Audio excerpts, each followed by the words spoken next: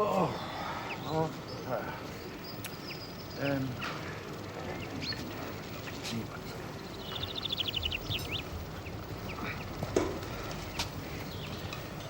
what do you think? You see, there's that, and there was a blue bottle on here. It's really going up. Did you see it?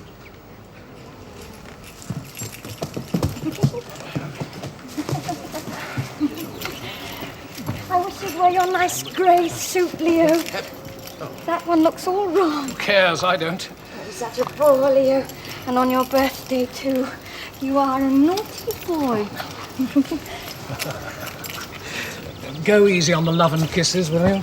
Instead of all these boring kisses and loving looks, not to mention gadgets for standing my watch on that are no damn use to me, why didn't you try doing what I asked you? Why didn't you write to the Seribyakovs? But I did, Leo. Which of them did you write to? Sonia. I told her to be sure to be here by 1 o'clock today. Here it is past 2 and still no sign of them.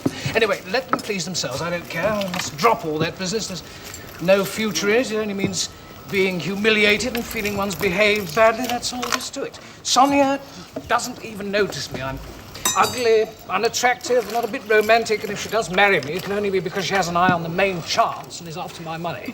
Unattractive. How can you tell what you're really like? Oh, come, I do have eyes in my head. Look how my beard grows out of my neck here, unlike any self-respecting beard. What's the matter? I have that pain below my eye. When are we going to get lunch, my dear? It's after 2 o'clock. Yes, I know, but the Seribyakovs haven't arrived Yes, but yet. how much longer do we have to wait, my dear? I'm hungry, and so is George here. Is your family really coming? Well, Helen was dressing as they left the house. Does that mean we can count on her? Oh, I wouldn't say we could count on anything. The great man might have gout or one of his moves, in which case they'll stay put. Let's eat then. Why wait? Come on, darling. Come and start then. Please help yourselves. The Seribyakovs haven't turned up. Theodore Orlovsky isn't here, and the wood demon hasn't come either. They've forgotten us. Some vodka for you, Godfather. Just a drop, my dear. Thank you. That's right. You do have everything running splendidly here, Julia. When I go for a ride in your fields, walk in the shade of your garden, or just gaze at this table here. Everywhere I see the mighty power of your enchanting little hand. Your very good health. Yes, I know, but it's an awful nuisance, you know. For instance, last night Nazarka forgot to put the young turkeys in the shed. They were out in the garden all night, and this morning 5 of them had died. Oh, you shouldn't have done that. So, Turkeys are sensitive birds. Waffles, cut me a slice of ham, will you? Oh, greatest of pleasure. Oh, what a splendid ham. Fabulous. It's like something from the Arabian Nights. I'll carve it according to the book of rules, Georgie. Beethoven and Shakespeare couldn't put more art into it. Oh, this knife's a bit blunt, though.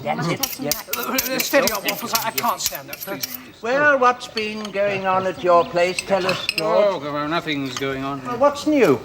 Oh, nothing. It's the same old story. No different this year from last. I talk a lot, as usual. Don't get much done. My dear mother, the old chatterbox, still keeps burbling on about the emancipation of women. She's 1 foot in the grave, but she still reads all those solemn pamphlets and thinks they'll lead her to a new life. What about Alexander? The professor? Yeah. Well, the moths haven't got him yet, I'm sorry to say. He still sits in his study, writing from morning until last thing at night. I pity the paper he writes on. And Sonia is just the same, too. She still reads serious books, keeps the most formidable diary. Ah, my darling Sonia. You know, with my powers of observation, I ought to write a novel. What a subject is just asking to be written up. A retired professor. An old fossil, a sort of academic stuffed trout. He suffers from gout, rheumatism, migraine, liver trouble and all the rest of it. Yeah. He's as jealous as Othello, who lives on his first wife's estate. Not that he wants to live there, but he can't afford to live in town. And he's forever moaning about his misfortunes, though actually he's been pretty lucky. Oh, gab. And of course he has. Just think what luck he's had. We won't say anything about him being the son of an ordinary parish clerk who became a person of consequence, married a senator's daughter and so forth. No, none of that matters. But mark my next point. For precisely 25 years, the man has been lecturing and writing about art. And what does he understand about art? Nothing. For 25 years, he's been writing and lecturing about things which intelligent people have known all along, which don't interest fools anyway. So that, for 25 years, he's been chasing his own shadow. And all that time, what fantastic success, what colossal fame. Why, what before? What right is he to? You're jealous. You're jealous. Well, all right, then I'm jealous. Okay. And what a success with the women. Casanova himself couldn't have done better. Georgie? His first wife My own sister, a beautiful, gentle creature, as pure as the blue sky above us. She loved him, as only angels in heaven can love beings as pure and lovely as themselves. And my own mother, his mother-in-law, still idolizes him, still goes in awe of him. His second wife, well, you've seen her. A beautiful, intelligent woman. She married him when he was already an old man and gave him her youth, a beauty, a freedom, a radiance. Why, whatever for. She's so gifted, you know. A real artist. She plays the piano superbly. Oh, it's a very gifted family. There are few like them, you know. I agree. Sonia, for instance, has quite a voice. A magnificent soprano. I've never heard anything to match it, even in St. Petersburg. But, you know, she is inclined to force her top notes. It's a great pity. Let me have those top notes. I must have them. Oh, if she only had the top notes, I bet you anything you like, she'd really hit the heights. You see what I mean? Sorry, all of you, I must have a word with Julia. And send someone over there with a message. Tell them if they can't come now, they must come to dinner. And don't do anything silly or let me down by making spelling mistakes. Dinner is spelt with 2 N's. Please. I hear that Madame Helen Serebriakov, the professor's good lady, whom I have not had the pleasure of meeting, is distinguished not only for her spiritual beauty, but the beauty of her physical attributes as well. Oh, yes. She's a wonderful woman. Is she faithful to her, Professor? Oh, yes, I'm sorry to say. Why sorry? Well, because she's faithful in a way that's so thoroughly bogus. Oh, it sounds impressive enough, but it just doesn't make sense. To be unfaithful to an elderly husband you can't stand, that's immoral. But to stifle your own youth and the spark of life that's inside you, that's not immoral at all. Where's the sense of that, I mean? Georgie, I hate it when you talk like that, Will, really. I'm actually trembling. Gentlemen, I do not possess the power of flowery language. Let me express my honest opinion without oratorical flourishes. Gentlemen, anybody who could betray a wife or a husband could be unreliable enough to betray his country as well. Georgie, let me go on, please. My good friends, you all know the vicissitudes of my fate. The day after I was married, my wife ran away with another man because of my unprepossessing appearance. Oh, well, can you blame Let me go on, Georgie, please. Since that event, I have always done my duty. I still love her, I am still faithful to her, I help her all I can, and I've left all I possess to the children by that other man. I've done my duty, and I'm proud of it. Proud of it. I've lost my happiness, but I've kept my pride. But what of her? What has she got left? She's no longer young. She's lost her looks, which was bound to happen sooner or later, and her lover is dead. Poor chap. So what has she got left? I'm perfectly serious, and you laugh at me. No.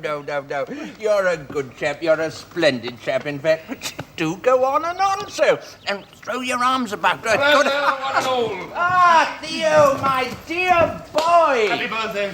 Be a big man someday. Waffles, hello, George. My revered parent. Where did you get to? You shouldn't be so late. Oh, I say, you and your beard, my dear boy, it is magnificent. Look at him, the handsome devil. Isn't he a handsome devil, eh? Look. Happy birthday. Oh, happy birthday. Aren't those Serebriakovs here yet? They haven't turned up. Where's Julia, then? I don't know what's keeping her. It's time to serve the pie. I'll just go and call her. Oh, dear, what's got into Brother Leo? You know, it's baby's birthday. He seems to have got out of his cot on the wrong side. Well, man's a swine.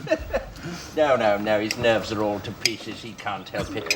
He thinks too much of himself, hence the nerves. If you told him the herring tasted good, he'd be up in arms at once because you praised the herring instead of him. Oh, here he comes. Hello, Theo. Help yourself. Hello, Look my what I'm darling. giving Leo for his birthday. What's this? Oh, it's a watch there. Now, isn't that lovely, The gold my thread darling? alone came to 8.5 rubles. No. And look at the edges. Rows and rows and rows of tiny little pearls. Oh, it's beautiful. And here's his name, Leonid. And look at this fine embroidery. Yeah. To him, Oh. I love. Let me have a look. My darling, it's charming. Oh, pack it in.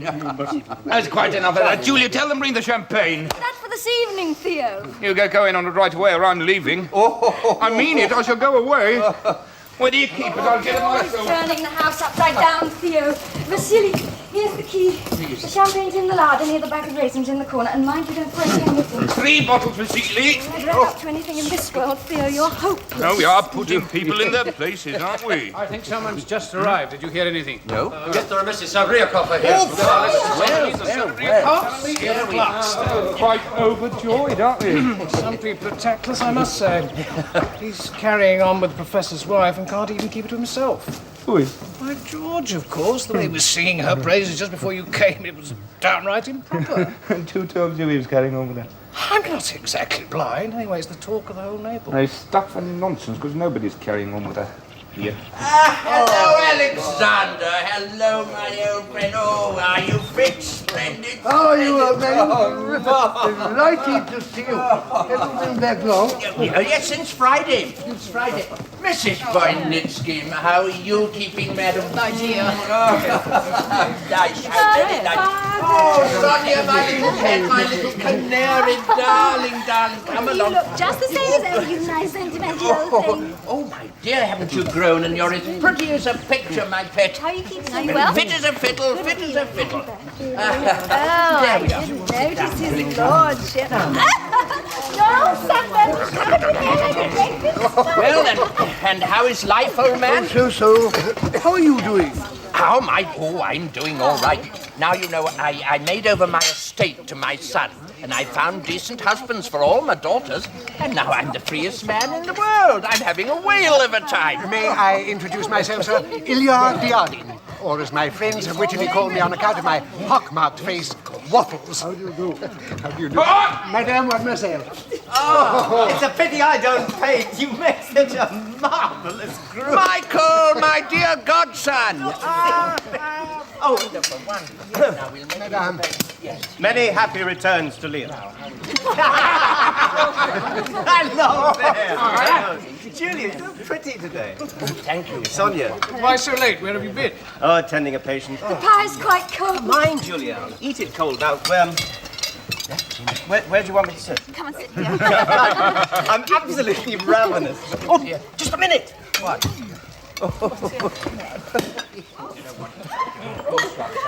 Thank you very much. Happy birthday. Now, Julia, a piece of pie. I haven't seen you for ages. Oh, no, it's been such a long time. I've been abroad, Yes, you know. I know, and I'm very envious. Oh, my dear Michael, my dear. How are you, Phil? All right, can't complain. Both estates going along quite nicely, but there's too much travelling, old boy.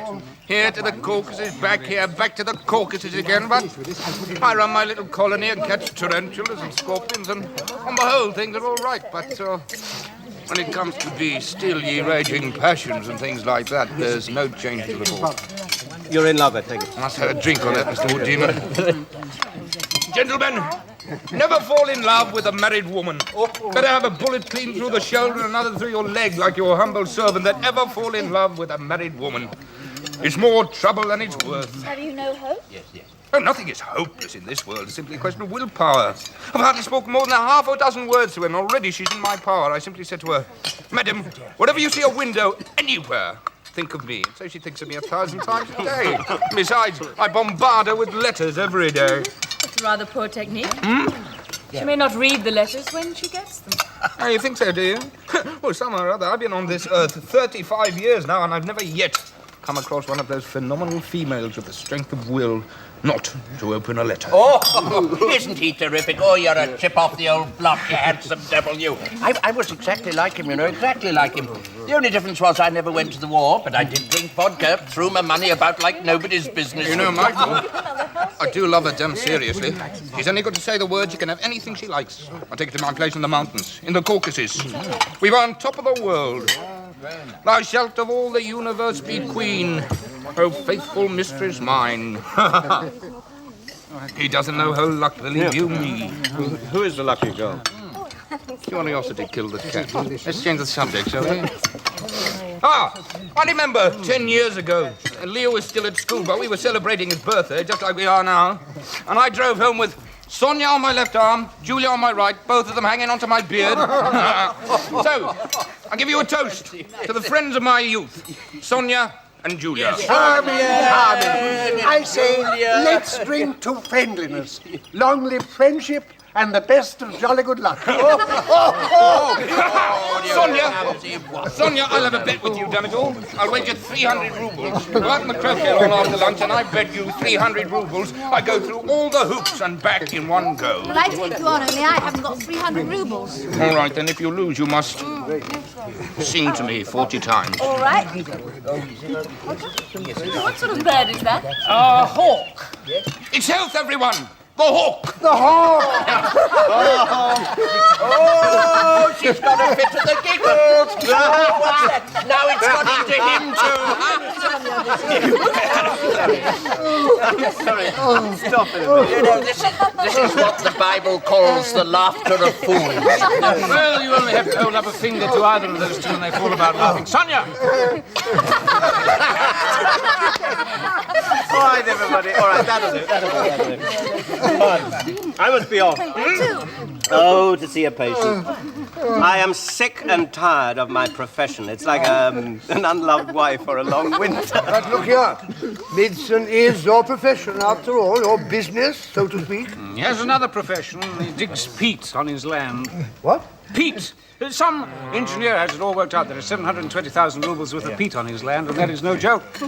Yes, I don't dig peat to make money. Oh, well, what do you dig it for? To stop you cutting down the forest. Oh, why shouldn't I cut them down? Do you know, whenever I've been favoured with your speeches on behalf of the forest, every word has been stale, frivolous, and vile. I'm sorry, I know what I'm talking about. For instance, oh, men and women, you destroy our forests. They are the glory of our earth. They teach man to appreciate beauty and give him a sense of grandeur. Forests alleviate a harsh climate. In a mild climate, less effort is spent on the struggle for existence so that men and women are gentler and more affectionate. In a mild climate, people are handsome, adaptable, and sensitive. Speech is elegant, and their movements are graceful. Art and learning flourish among them. Their philosophy is cheerful, and they treat their womenfolk with great delicacy and chivalry, and so on and so forth. That's all very charming, and so unconvincing. You really must allow me to carry on burning logs in my stoves and building my barns of wood. Let's cut timber by all means if you really need it. But it is time we stopped ruining our forests. The forests of Russia are crashing down before the axe. Millions upon millions of trees perish. The homes of birds and beasts are devastated. Wonderful scenery disappears without trace. Rivers grow shallow and dry up, and all because man is so lazy and hasn't the sense to bend down and get his fuel from the ground. Who can burn beauty like this in his stove? Only an unreasoning brute. Man has been granted reason and the power to create, but up to now he hasn't been a creator, only a destroyer. Oh, yes, you look at me ironically, you find everything I say stale and frivolous. But I tell you, when I walk past our village woodlands, which I have saved from the axe, or I hear the rustle of my own saplings, which I have planted with these hands, then I feel that I, too, have some slight control over the climate. And if man is happy 1,000 years from now, I'll have done a bit towards it myself. Yeah, yes, that's all very well, but if you looked at the thing less from a sensational and more from a scientific point of view, George, you would see this always leaves a nasty taste But in the mouth. Now, please don't be let's quiet. talk about it anymore, please. We'll have it What's your the own matter, way. Grandmother? Quite slipped my mind. I forgot to tell you, Alexander. I had a letter from Kharkov this morning from Paul Alexeyevich. He sent you his regards. Really? I'm delighted to hear it. He sent me his new pamphlet and asked me to show it to you. Was it interesting? Interesting, but rather odd. He attacks the very position he was defending 7 years ago. Now, isn't that typical of this age? Well, men have never been so ready to betray their own convictions as they are today. It's dreadful. There's nothing I've dreadful often about felt it. that, Have some madam. fish, Mother. But I wish to talk. We've been talking for 50 years. We've been talking about trends, and schools have thought it's about time we stopped. For some reason, you appear to dislike the sound of my voice. Well, I'm sorry to have to say this, George, but this last year you've changed beyond all recognition. You used to be a man of such firm principles, a shining example to our young people. Oh, yes. I've been an example of something, all right, but I haven't exactly shone. Do you mind if I could... Shining example, huh? Well, that's a pretty poisonous joke, Mother. Georgie. I'm 47. Until last year, I was like you. I deliberately tried to befuddle myself with all sorts of abstract, pedantic humbug so as not to see life as it really is. And I thought I was doing the right thing. But now, if you only knew what an ass I feel at the stupid way I've wasted time, when I might have had everything that I can't have now because I'm too old. But look here, George. You seem to be blaming your former principles for something. That's quite enough of that, Father. Don't be a bore. Just one moment, please. You seem to be blaming your former principals for something when they're not to blame, you are. You're forgetting that principles are no good without deeds. You should have done something. Done something? Well, we can't all be non-stop writing machines. What exactly do you mean by that? Oh, nothing. Let's not talk about it. We're not at home now. It entirely slipped my memory. Alexander, I forgot to remind you to take your medicine before lunch. I brought it with me, but I forgot to remind you. I don't want it. But you're not well, you know. In fact, you're very ill. There's no need to shout it from the rooftops. I'm old and ill, I'm old and ill. That's all I hear. Now, Tugin, do you mind if I get up and go indoors? It's getting a bit hot out here, and I'm being bitten by mosquitoes. Please do. Oh, Leo, you must go with the professor. This is most awkward. Oh, blast them. Let me thank you from the bottom of my heart. Don't mention it. You've all eaten so little. Well, everyone, what shall we do now? First, we go out on the croquet lawn, settle that bet. Then what? Then we better have dinner. Now, after that? Well, we could all go up to my house and go fishing on the lake this evening. Splendid. Charming. Well, all right. Well, come on, everybody. Let's go and settle our bet on the croquet lawn. Then we'll have an early dinner here at Julia's, and then about 7ish we'll drive over to the Mr. Khrushchev's house. Come on, Julia. Let's go and get the croquet balls. Vasily, bring some wine out on the croquet lawn. We'll drink the winner's health. Well, revered parent, are you going to take part in this noble sport? Well, not just yet, my boy. No, I better spend 5 or 10 minutes with Alexander, otherwise it'll look bad. One must keep up appearances, my boy. Now, carry on without me. I'll be back soon. I shall of all the universe be queen. O faithful mistress mine. I must go and kneel at the feet of the learned professor, anticipating the exalted professor. Waffles, you are a bore. Go. I am going.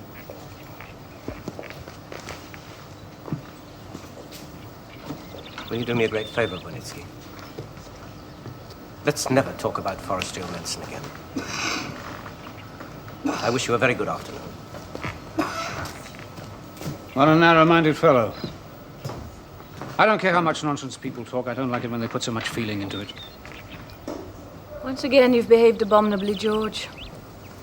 Did you have to quarrel with Alexander and your mother and bring up all that stuff about non-stop writing machines? It's a rather poor way to behave, I must say. What if I hate him? There's no reason to hate Alexander. He's just the same as everyone else. Yes, well, if you could only see your face and the way you move, it's as though life itself was too much for you, altogether too much. Dear me, it is, and I'm so bored, too. Everyone runs down my husband to my face as if I wasn't there at all. All of them, even the nicest ones, would like me to leave Alexander. Yes, it's just what the wood demon was saying just now. You all wantonly destroy the forest, and you destroy men and women, too, every bit as wantonly. Why does it upset you so much to see a faithful wife that doesn't belong to you? Because, and the wood demon's right, there's a demon of destruction in every one of you. Look, I can't bear this sort of pretentious talk. And you can tell your friend Theodore I'm sick and tired of his impertinence. It's thoroughly disgusting to look me straight in the eyes and to shout to all and sundry about his love for some married woman. It's a rather poor way to behave, I must say. Voila! Isn't the wood demon nice? He often comes to see us, but I'm rather shy, so we've never had a really good talk, and I've never been very friendly towards him. I expect he thinks I'm bad-tempered or proud. Do you know why you and I are such good friends, George? It must be because we're both such tiresome bores. Yes, bores. Don't look at me like that. I don't like it. Well, how else should I look at you when I love you? It's all right. I don't want anything from you. Just let me look at you and listen to your voice. Helen, where are you? Here? Come inside and sit with us for a bit, my dear. Let me speak of my love. If only you don't drive me away, that's all I need to be the happiest man on earth.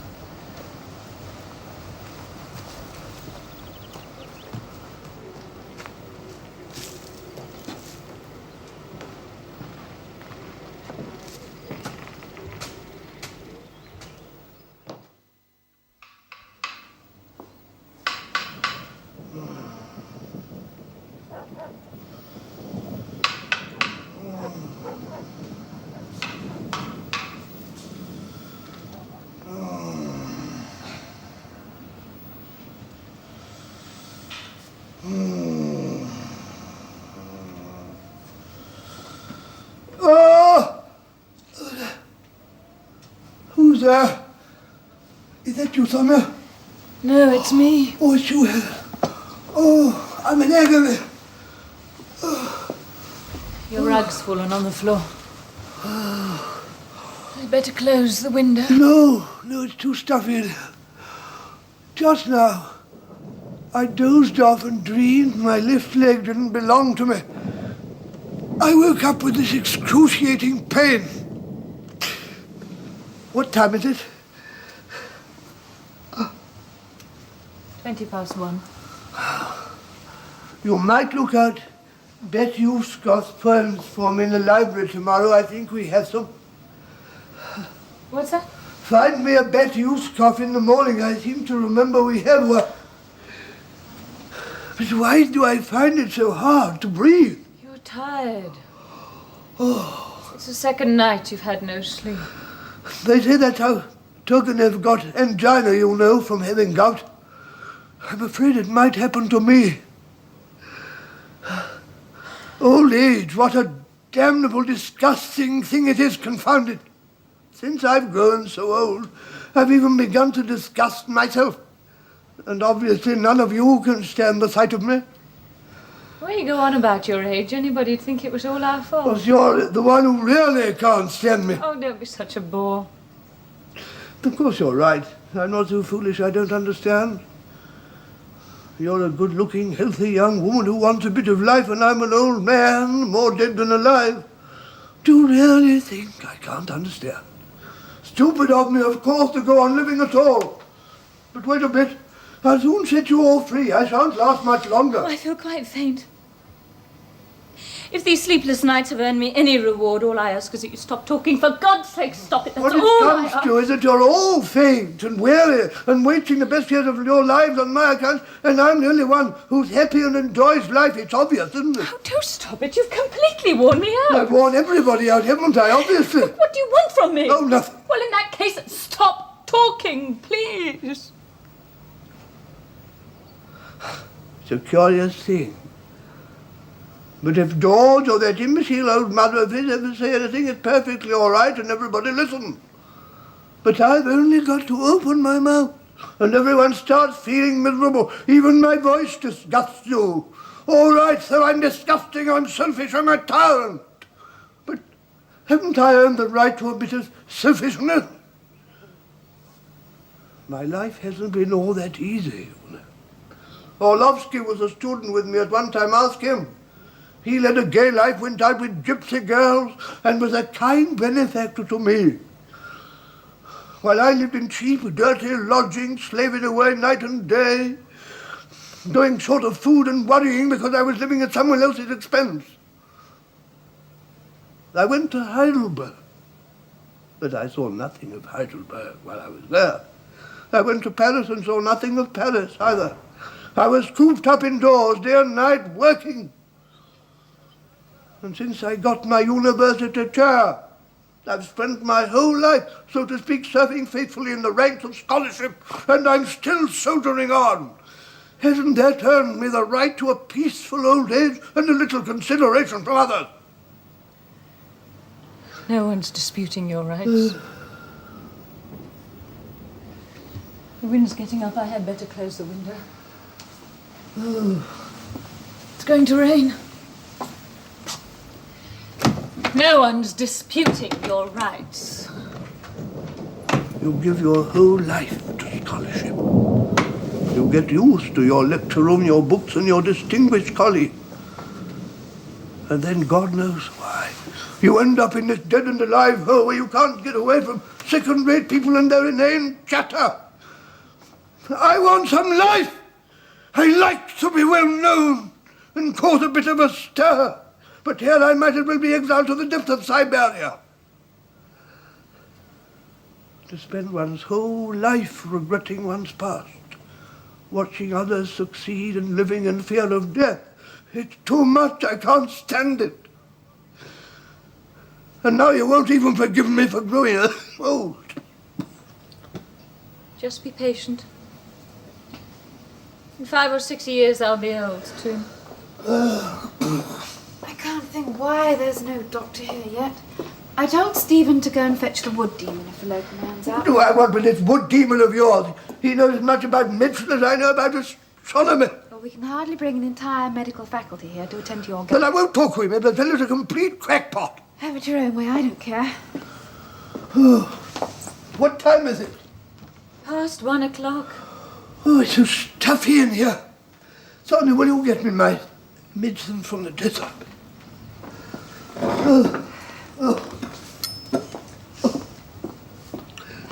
Here you are. Oh, really, not that one. It's no use asking for anything. Please, stop behaving like a child. May appeal to some people, but don't treat me that way, thank you very much. I dislike that sort of thing. That's just quite impossible. But why are you so angry? And why do you sound so dismal? Anyone might think you're really unhappy when actually you're one of the happiest people on earth. Oh, yes, I've never felt better in my life. Of course you're happy. And even if you do have gout, you know perfectly well it'll be gone by the morning. So why all the groans? What a lot of fuss about nothing. There's going to be a storm. Why'd you see that? Helen? Oh, Helen. Sonia? No, Helen, no, don't leave me alone with him. He'll talk my head off. Must let them have some sleep. They were up all last night. Let them go to bed, but you go away too. For the sake of our past friendship, I beg of you, don't argue. We'll discuss it some other time. Past friendship, that's news to me. I Please must be say. quiet, No, George. Helen, please don't leave me alone with him. He'll talk my head off. This is getting ridiculous. Oh, in here. There was a shower coming up behind me. I only just managed to dodge it. Oh, look, doctor's arrived. Well, how are we? I don't know why they troubled you. It wasn't my idea. Oh, that's all right. But what do you mean by falling ill like this? What's the matter? Why do doctors always have to talk to their patients in this patronizing way? Come on, I think you'd better go to bed. You'll be more It's all right, I can No, get it. right. Perfectly all right. I can walk. Only they shouldn't have bothered you. Besides, I've never had much faith in them. In the medicaments. Why are you helping me? I can manage on my own. He's completely worn me out. I can hardly stand. Yes, he wears you out. I wear myself out. The third night I've had enough We sleep. are in a bad way in this house. Your mother hates everything but her pamphlets and the professor. The professor's overwrought and he doesn't trust me and he's afraid of you. Sonia's annoyed with her father and not on speaking terms with me. I'm a complete wet blanket and I'm so much on the edge. I've been on the verge of tears a dozen times today. In fact, we're all fighting each other, but what I want to know is what's the point of it all? I mean, what's it all in aid of? You can do without the moralizing. Yes, we are in a bad way here. You're an intelligent and civilized man, George. I should have thought you could have seen why the world was heading for disaster. It's not bandits and thieves so much as all this concealed hatred, all this hostility between nice people, all these sordid little squabbles. There are people that call this house a cultural haven, and they don't even notice these things. Oh, do try and help me make peace here. I can't do it on my own. First, help me to make peace with myself, my darling. Oh, leave me alone.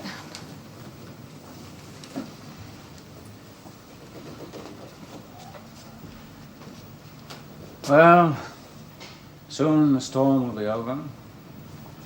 All living things will revive and breathe more freely, except me. Yes, the storm won't revive me. I've never lived. My past life has been wasted on stupid trivialities, and the present is so futile. It appalls me. My life. And my love. What can I do with them? What can I make of them?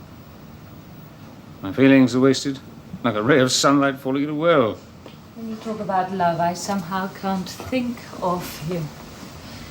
I have nothing more to say to you. Good night. If you only knew how it hurts me to think that in this very house another life is wasting away. And I mean yours. I mean, what are you waiting for? What's stopping you? Some stupid theory or other? Well, very well, you may suppress your youthful high spirits or even try to bury them alive, but that is not what being moral means in the best sense of the word. You get that into your head. George, you've been drinking. Oh, yes, possibly, very possibly. Is Theodore with you? He's sleeping in my room tonight, possibly, very possibly. Anything is I possible. see. So you've been celebrating again today, have you? What do you do it for? Well, it at least gives one the illusion of being alive. Don't try and stop me, Helen. You never used to drink and you never used to talk as much as you do now. Go to bed, you bore me. And you can tell your friend Theodore that if he doesn't stop annoying me, I intend to do something about it. Oh, my darling, my wonderful woman.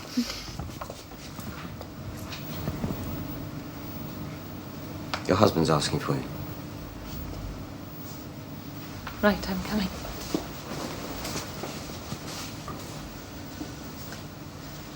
You might remember that her husband was married to your sister. That you have a young girl living under the same roof. You should be thoroughly ashamed of yourself.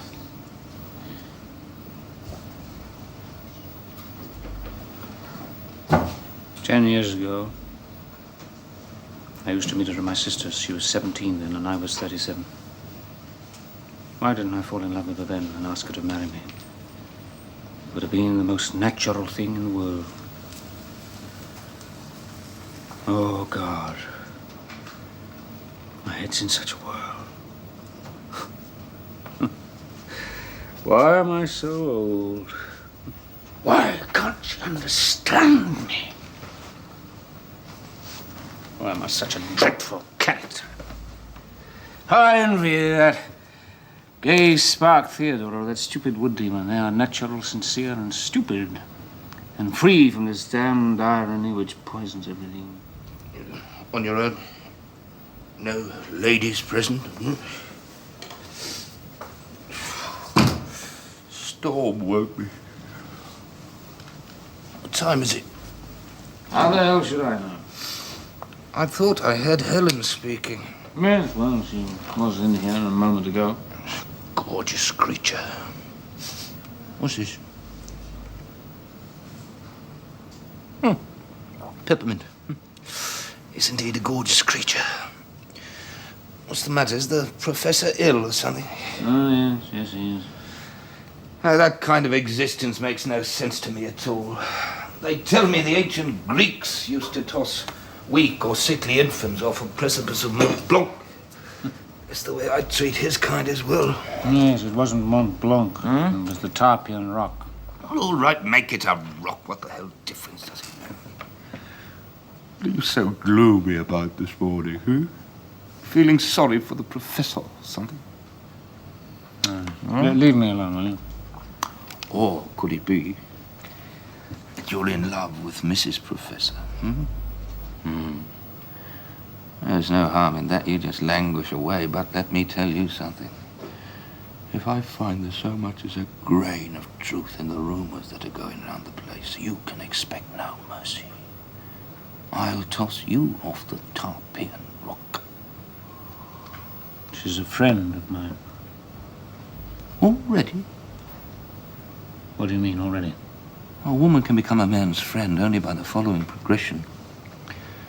First, as an acquaintance. Next, as a mistress. And then, and only then, as a friend. That's a pretty cheap line of talk. Let's go and have a drink on it. Come on, I think I still got some chartreuse left. We'll have a drink, and then when it gets light, we'll go over to my place. What'd you say? Pardon me, I haven't got a tie on.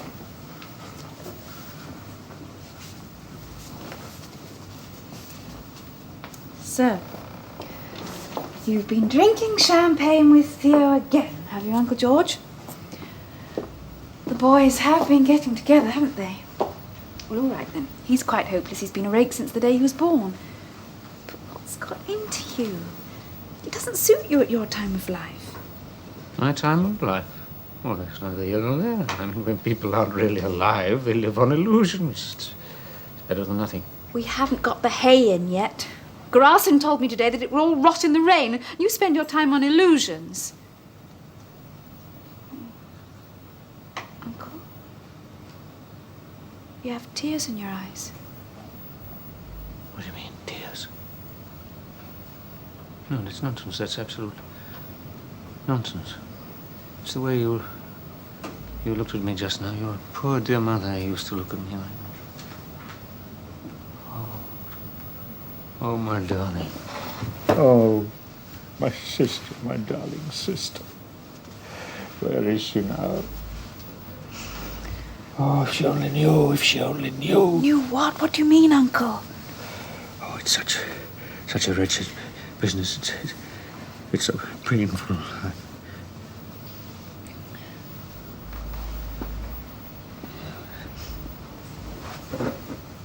Never mind.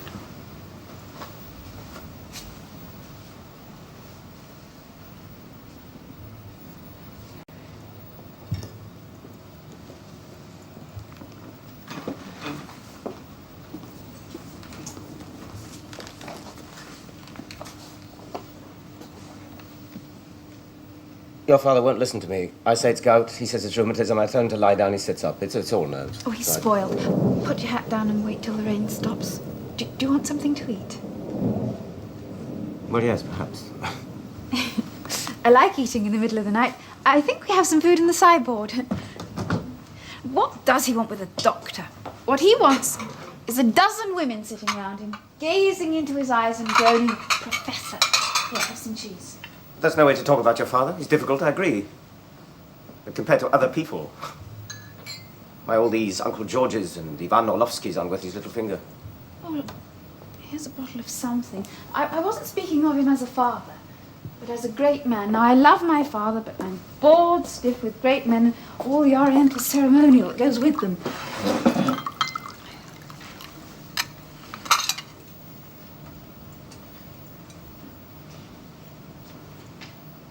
Well, the storm's passing over.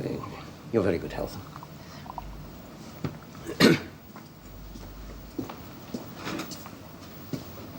Are you angry with us for bringing you out in the middle of the night? No, not a bit.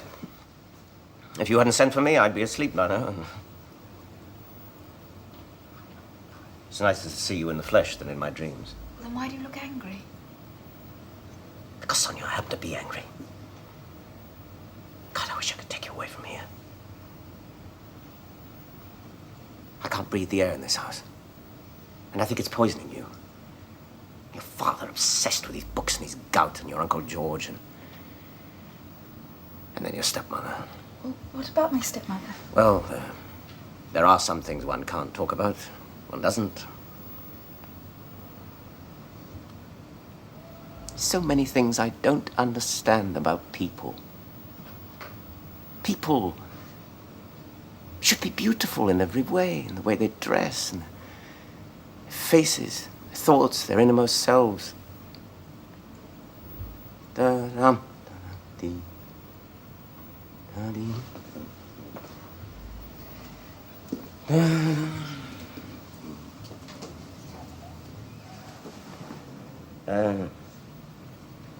You're very precious to me, you know. Yeah, I dropped it. Never mind.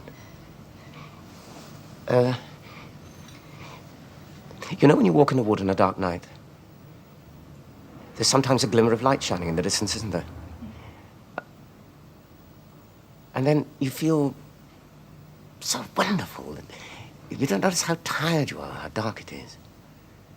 I work from morning till night without a moment's peace, winter and summer, battling against people who don't understand me, and sometimes it gets too much for me. Now, at last, I found my glimmer of light shining in the distance. Oh, I'm not going to say I love you more than anything in the world. I mean, love is not my whole life. It's my reward. And there is no high reward for a man who works, struggles, and suffers. I'm sorry. Can I ask you something, Michael? Yes, what is it? Tell me quickly. Well, look, you come over here pretty often, and I go over to your place with my family, and you feel terribly guilty about it all, don't you? What do you mean? I mean this. Your democratic feelings are offended by your friendship to us. I went to an exclusive school, and Helen comes from a titled family, and we dress fashionably, while you hold these democratic views. Well, the point is, you go around digging up peat and planting trees. Well, I mean, it is a bit odd. In fact, you're a kind of socialist. Sonia, you're not using these words seriously. You sound quite worked up about it. Well, I am serious, very much so. Oh, really? And I'll tell you another thing, and I'll bet you anything you like it's true. Suppose I had a sister, and suppose you fell in love with her and asked her to marry you. Well, you'd never forgive yourself.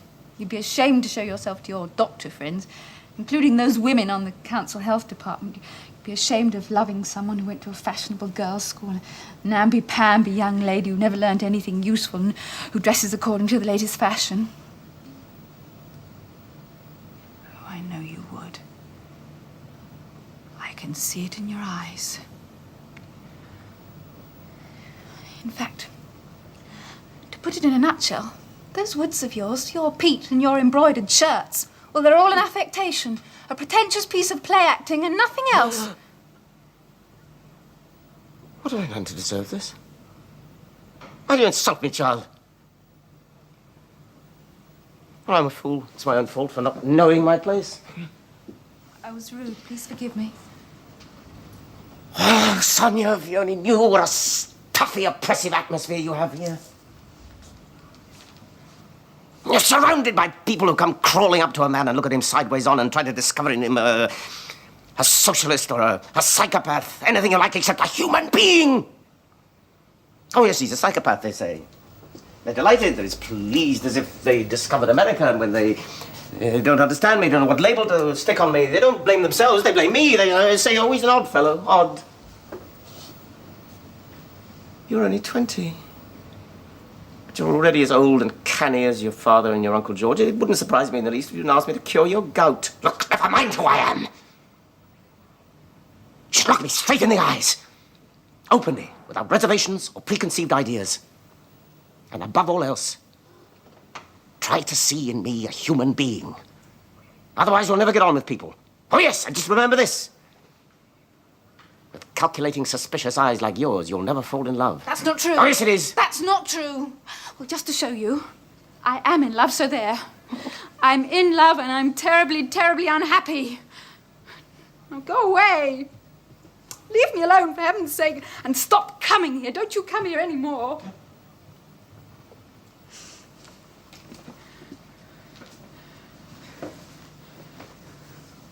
I wish you a very good night.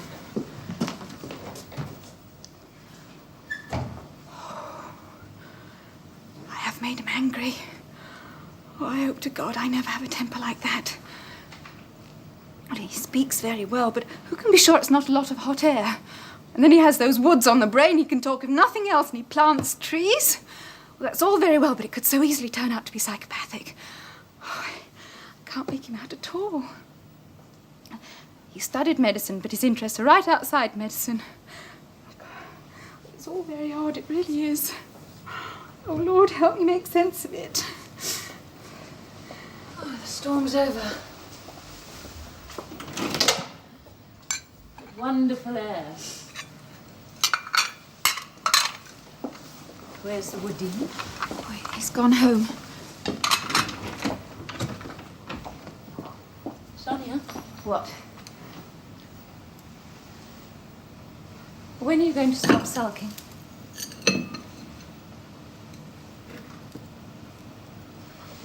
We've done each other no harm, so why should we be enemies? Can't we call it off? I've wanted to myself. Helen. Oh, that's splendid. Look, we don't speak to each other for a whole month, and heaven knows why. It is high time we did call it off.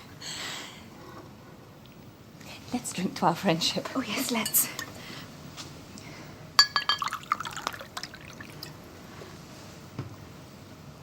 From the same glass?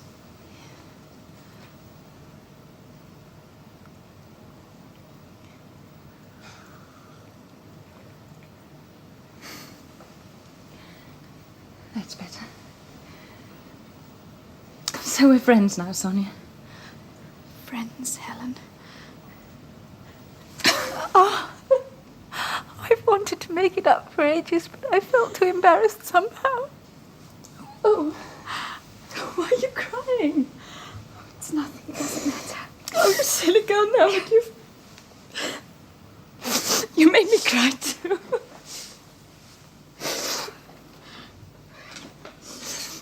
I know you're angry with me because you think I married your father for selfish reasons. I give you my word of honor, if that means anything to you at all, that I married him for love. Well, he attracted me as a scholar and a public figure. It wasn't real love, but it seemed real enough at the time. It was quite artificial. But it wasn't my fault. But since the day that we've been married, you've been tormenting me with those calculating, suspicious eyes. Please. Oh, please, remember we're friends now. Oh, let's forget all that. That's the second time today someone's told me about my calculating, suspicious eyes. Well, you must trust people or life becomes impossible. Once bitten, twice shy. I've been let down so often. Well, who by? Your father's a good, honest man, and he works hard. You were only on at him today about how happy he's been. Well, if he has been, then he's never noticed it because he's been working so hard. I've never tried to hurt either you or your father. And your Uncle George, he's a good, kind man, but he's unhappy and discontented. So who is it that you can't trust? Tell me honestly, as a friend, are you happy? No. I knew it. Another question. Tell me frankly, do you wish you were married to somebody younger? What a child you are, of course I do. Go on, ask me something else. Do you like the wood demon? Yes, I do, very much. I have a foolish expression on my face, haven't I? He's just left, but I can still hear his voice and his footsteps, and if I look into a dark window, I seem to see his face in it. Oh, but let me finish what I have to say. Oh, but I can't say it out loud like this. I feel too embarrassed. Look, let's go up to my room and talk. You think I'm silly, don't you? Is he a good man? Yes, indeed he is. I'm puzzled by this forestry and peat business. I can't make sense of it. Don't you see, my dear, he's a brilliant man. When he plants a tree or digs up 50 hundredweight of peat, he's already working out what the result will be in 1,000 years' time, already dreaming of man's happiness. Well, people like that are precious and should be cherished. You're good, honest, courageous people. Oh, he's a little unhinged, but you're clear-headed and sensible. You'll make a very good match. As for me, well, I'm just a tiresome character and not a very important one at that. In my husband's house and all your romantic affairs and everything, that is, I've always played a minor part. If I come to think of it, Sonia, I think I must be very, very unhappy. What are you laughing at? Oh, I'm so happy. Oh, how happy I am. Oh, really? I'm happy, I am. I'm happy. I'd like to play the piano. Yes, I'd like to play something now. Oh, yes, do play something. I can't sleep. No, your father's still awake and music annoys him when he's unwell. Well, go and ask him and I'll play something if he doesn't mind. Oh, all right. Oh, it's ages since I've played anything. I'll play and cry like a silly little girl. Is that you knocking, Efren? Oh, there. Well, stop it. The master's unwell. I just got it. Come now, come. Good dog. Go. He says no.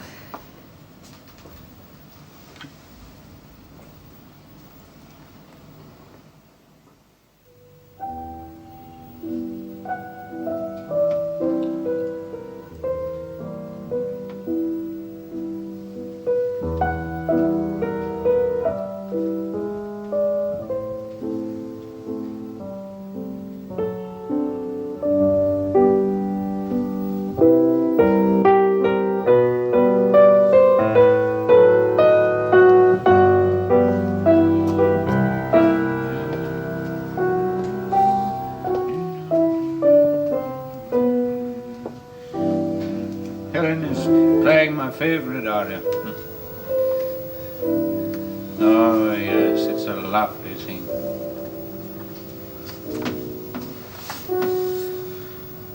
Do you know, I don't think it's ever been quite so boring here before. You don't know the meaning of the word boredom, old boy. Oh, when I was with the volunteers in Serbia, we had the genuine articles there, all right.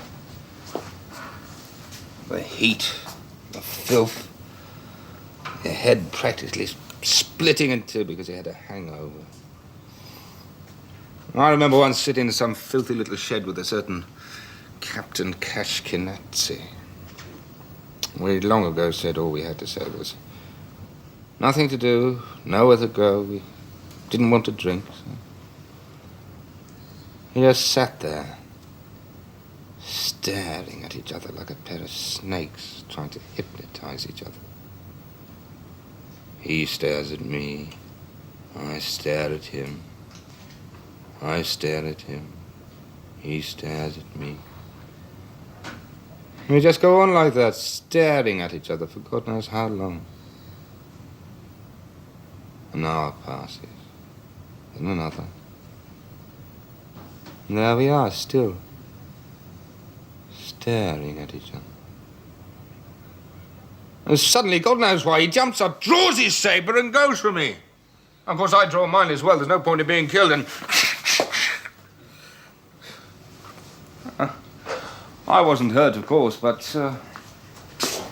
Captain Kashkinatsi is still walking around with a few scars on his face. It just goes to prove how crazy people can be. Well, such things happen. Ah, kitten, come and sit with us a bit. Come here a minute, Theo. Hmm? No, come here. What is it? What are you looking so happy about? Promise you'll do what I ask. You have to tell me first. Nothing. Just drive over to the wood demons. What for? Nothing. Just drive over and ask him why he hasn't been near us for so long, because it's been a whole fortnight. She's blushing. You ought to be ashamed of yourself. I'll say, everyone, Sonia is in love. You're in love with a wood demon. Oh, she is a lovely child. I'm so fond of her. I did think you might have married her, you know, Theo. You couldn't have found a better wife. But it's not worked out like that. But it would have given me such pleasure. I should have been so delighted. I should have come to visit you, and there you'd be with your young wife in the bosom of your family, and the samovar steaming away. That's not my line of country at all. If I ever was crazy enough to get married, I married Julia. She is at least small. One should always choose the lesser of two evils. And she knows how to run a house.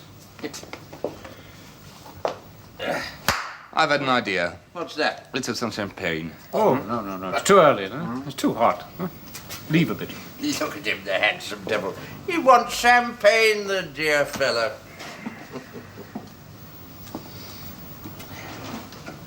Oh, wow. Look at that. Huh? There she goes, nearly falling over from sheer laziness. Charming sight, I must say. George, things are quite boring enough without you going on all the time. Our brilliant pianist. Huh? Well, you don't look much like one. Lazy, indolent, sluggish, and so virtuous, I can't bear to look at you. Then don't look at me. Let me go. Oh, why so downhearted? No, really, my dear splendid creature, do be sensible. There's mermaid's blood flowing in your veins. Go on, be a mermaid. Leave me alone. Let yourself go for once in your life and fall madly in love with the river god. And dive headlong into deep water with them and leave the learned professor and the rest of them gasping on the shore. A mermaid, huh? How about a little love affair before it's too late? Why are you telling me what to do? If I had my way, I wouldn't need you to show me how to live. I'd fly away, free as a bird, away from your sleepy faces and your dull, boring talk. I'd forget that you so much as even exist. Then no one would dare tell me what to do. But I've no will of my own. I'm such a coward. I keep thinking that if I was unfaithful, all other wives would do the same and leave their husbands. God would punish me and my conscience would torment me. Otherwise, I'd show you a thing or two about leading a free life. Glorious, beautiful creature. I think I shall soon begin to despise that woman. She's as bashful as a young girl, but she lays down the law like some stuffy old parish clerk who'd never done anything wrong in his life. What sickly, wishy-washy stuff. Oh, now, come. That'll do. Where's the professor now? He's in his study, writing. Well, he asked me to come and see him on some business matter. You don't know what it's all about, I suppose? Oh, he has no business affairs. All he ever does is write nonsense, grumble and feel jealous. Here. Hello, darling everybody. little Julia. Bless you. Mr. Winitsky. Is Professor Serebriakoff in? Yes, he's in his study. I must go and see him. He wrote and told me he wanted to talk business. Oh? Mr. Winitsky, that barley you ordered, did you get it yesterday? Yes, thank you very much. What do I owe you? We had something from you in the spring as well, didn't we? I can't remember what. We must settle up. I can't bear having my accounts in a mess or neglecting them. Well, in the spring you had 64 bushels of rye, 2 heifers and 1 calf, and the people from the farm sent down for some butter. Well, what do I owe you? Well, I can't tell you that. Not without my counting frame. Oh, very well. I'll get you one if you need one. Well, my little love, how is Brother Leo today? He's fine, thank you. What a lovely tie. Where did you get it? In town, at Kirpitov's. I must get one like that for Leo. Oh, there we are. Counting frame. Thank you. I must say, Leo can thank his lucky stars he has Julia to run his place for him. I mean, she's so small. She's so tiny you can scarcely see her. But look at the way she works. It's not bad, eh? While all he does is walk around clutching his cheek, the lazy so-and-so. Ah, my darling little beggar maid. Do you know, she goes about wearing an old-fashioned cloak. When I go into the markets on Fridays, there she is, walking all about among the carts wearing this old-fashioned cloak. Stop putting me off. Well, look, let's go somewhere else, everybody. What about the ballroom? And I'm fed up being in here. Ah, I don't mind. It's all the same to me.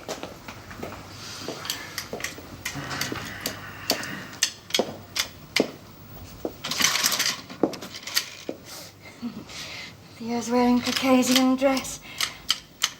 That's what happens when parents don't discipline their children properly. He's the best-looking man in the county. He's clever, rich, but he's just no good.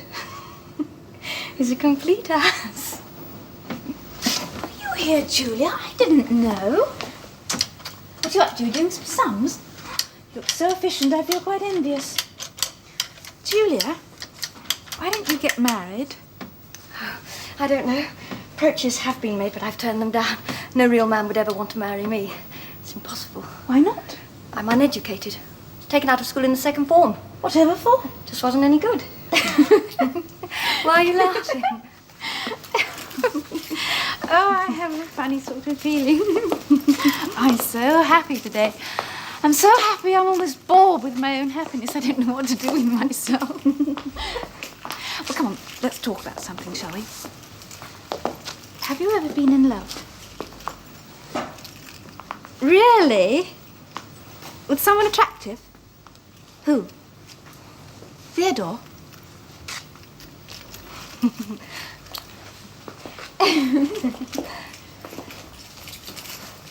Well, what about you? Yes, me too. Only not with Theodore. Go on, tell me more. I've always wanted to talk to you, Sonia. Well, carry on. I want to clear things up. I like you so much. I've plenty of girlfriends, but you're the nicest of the lot. If you asked me to give you 10 horses or 200 sheep, say, I'd be delighted. I'd do anything for you. Oh, why are you so embarrassed about it? I feel so ashamed. I like you so much. I'm not the least bit proud. I say, what a lovely dress you've got on. Go on. Well, I don't know how to put it into clever language. May I propose to you that you should make me very happy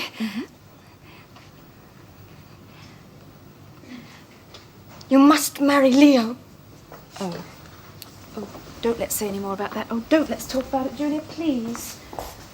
Oh, there's absolutely nowhere to go in this house. George and the two Orlovskys are wandering around, and wherever I go, I bump into them. It really is depressing. I mean, what do they want here? Why don't they go off somewhere? Hello. Hello, Julia. I'm sorry, I don't like kissing all the time. What's your father doing, Sonia? Sonia, I asked you a question.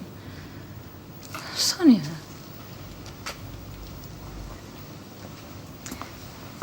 I feel so honest today that I just can't keep up the usual pretense talking to you. Here. I found it in the garden.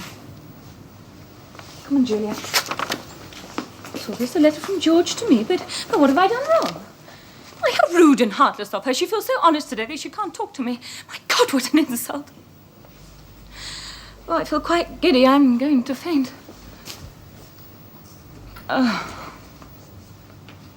Why do you shudder every time you see me? What's this? Oh, you must stop all this. You must think only of me. What do you mean? I mean that once I put my eye on a girl, she doesn't get out of my clutches in a hurry. No, what you really mean is that you're stupid and insolent. You'll wait for me at 7:30 by the bridge at the far side of the garden. That's all I've got to say. Until 7:30, my angel. Hey, put it very forcibly. Get out of here.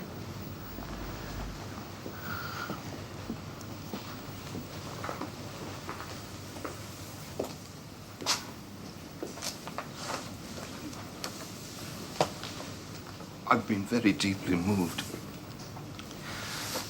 I've experienced everything in this life, you see. I've even eaten goldfish soup once or twice, but I've never yet been up in a balloon or run away with the wife of a learned professor. Please leave me alone. Oh, yes, at once, but, you see, I've experienced everything, you see, and that's why I'm so full of impudence that I hardly know what to do with it. Anyway, the point is, if you ever need a friend or a faithful hand applied to me, I really have been most tremendously moved. I don't require any hounds. Please go away. Yes, at once, but I honestly have been very deeply touched.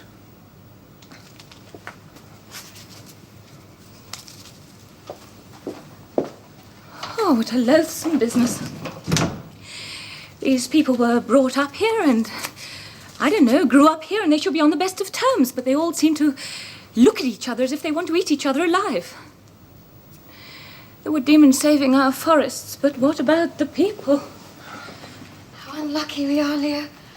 Dear me, how unlucky we are. Who asked you to speak to Sonia? Who do you think you are, the village matchmaker?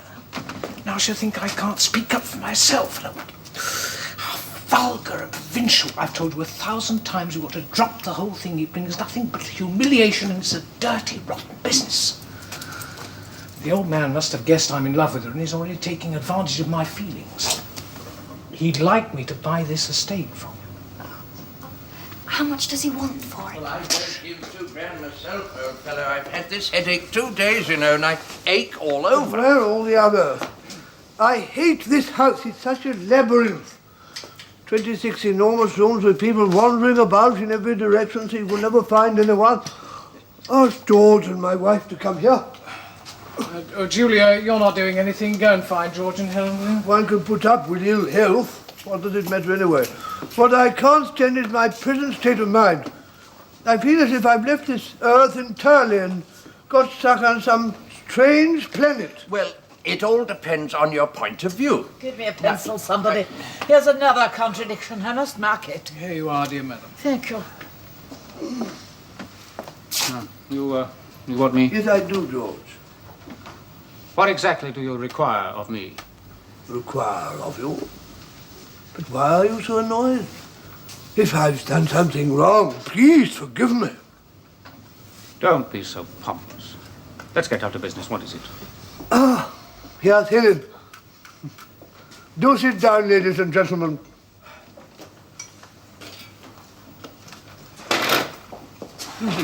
Sit here.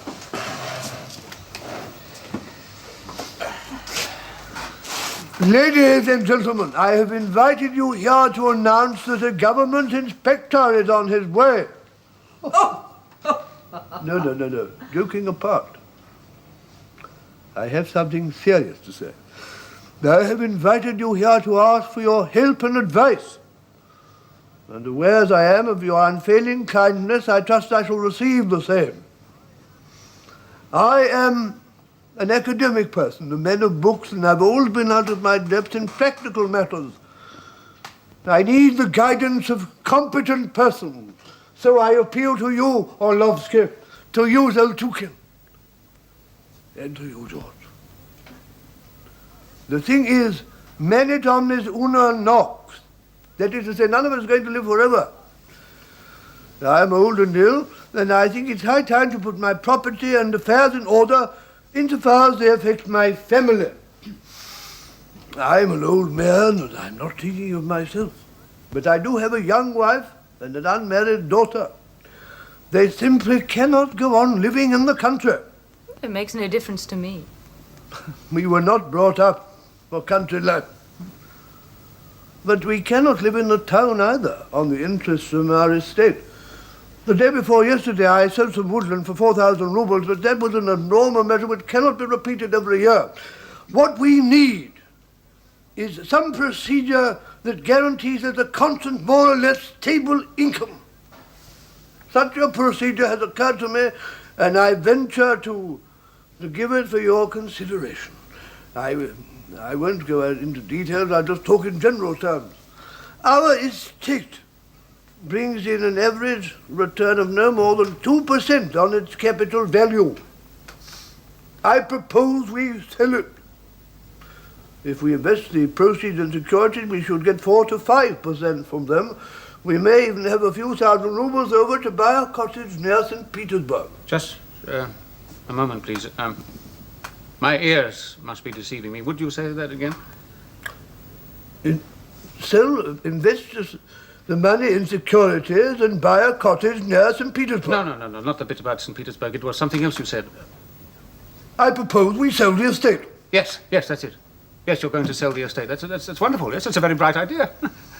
What do you suggest that my old mother and I should do with ourselves? We'll talk about that later. We can't discuss it. No, just a moment. It looks as if I've never had a scrap of ordinary common sense. I mean, until now, I've been stupid enough to think that this estate belonged to Sonia. I mean, this estate was bought by my father as a dowry for my sister. And so far, I've been simple-minded enough to think that our laws weren't made in Turkey. I thought this estate passed from my sister to Sonia. The estate does belong to Sonia, no one denies that. And I wouldn't venture to sell it without Sonia's consent. What's more, I'm acting in the girl's own interest. Well, this is fantastic, isn't it? I mean, it's utterly fantastic. I mean, either I'm going stark staring mad. You contradict the Professor, George. He knows better than we do what's right and what's wrong. Very well.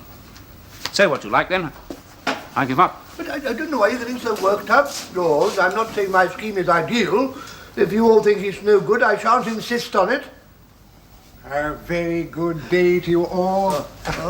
Forgive my venturing in here unannounced like this. I'm guilty, but I deserve to be let off like this. There wasn't a single domestic in your hall. Come in. I'm delighted to see you. Professor, dear ladies, my intrusion upon these premises has a double motive. In the first place, to visit you, sir, and to offer my humble respects. And secondly, to invite you all on an expedition to my part of the world to celebrate this wonderful weather. I live in the watermill which I rent from our mutual friend, the Wood Demon. It's a romantic and secluded spot where at night you can hear the water nymphs splashing about, and in the daytime... Yes, just a moment, Waffles, please. This is serious. You can tell us later. Look, ask him. This estate was bought from his uncle. Well, why should I ask him? Where would that lead us? Oh, now, look, I mean, this estate was bought for 95,000 rubles, as prices went in those days, and my father put only 70,000 down and left 25,000 on a mortgage. Now, listen to me. This estate would never have been bought at all if I hadn't given up my own share of the inheritance to my sister, of whom I was very fond. I mean, and what is more, I slaved away for 10 years and paid off the whole mortgage. What are you getting at, old fellow? I mean, this estate is free from debt and in good order solely through my own personal efforts. And now that I've grown old, I'm having to be pitched out, neck and... I don't know what he's getting at. Well, I mean, for 25 years. I've managed this estate. I mean, I've worked, and I've sent the money to you. Best manager in the world couldn't have done more.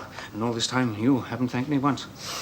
And all this time, when I was young, and the same today, I've been getting a salary from you of 5,000 rubles a year, a miserable pittance, and not once has it occurred to you to give me a single extra ruble. But really, George, what you're getting at, I'm an unpractical person. I don't understand these things.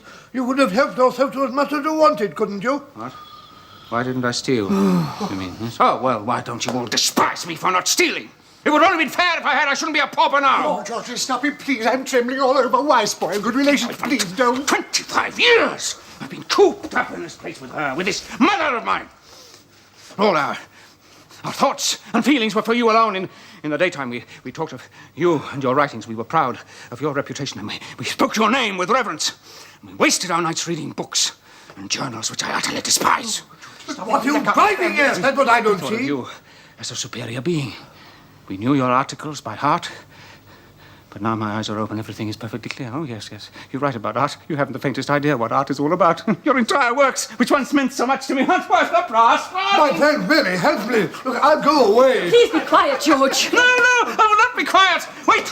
I haven't finished with you yet. You have ruined my life. I mean, I have not lived. I have not lived. Because of you, the first years of my life have been thrown down the drain. You're my worst enemy. I can't stand this. I really can't. I'm going in another room. What do you want from me? And how dare you talk to me like that? Nonentity! If the estate is yours, take it. I don't want it. I say the sparks are flying. I'm If off. you don't stop this instant, I shall get out of this madhouse. I've had about as much as I can take. My life is ruined. I mean, I am gifted, intelligent, courageous. If I'd led a normal life, I might have been a Schopenhauer or a Dostoevsky. Or... I'm talking nonsense. I'm going mad. Mother. Oh, Mother, I'm desperate. Mother, please, what am I to do? Do as the professor says. Don't tell me! I know what I must do. Yes. Yes, I'll give you something to remember me by. Really, everybody, what is all this? Rid me of this maniac. Just let him simmer down a little, Alexandra, and don't get so worked up yourself now. I cannot live under the same roof with him. His room is there, nearly next to mine. I mean, why can't he have a cottage in the ground or move out to the village, or I'll move out myself, but I cannot live in the same house with him. If anything like this happens again, I'm leaving.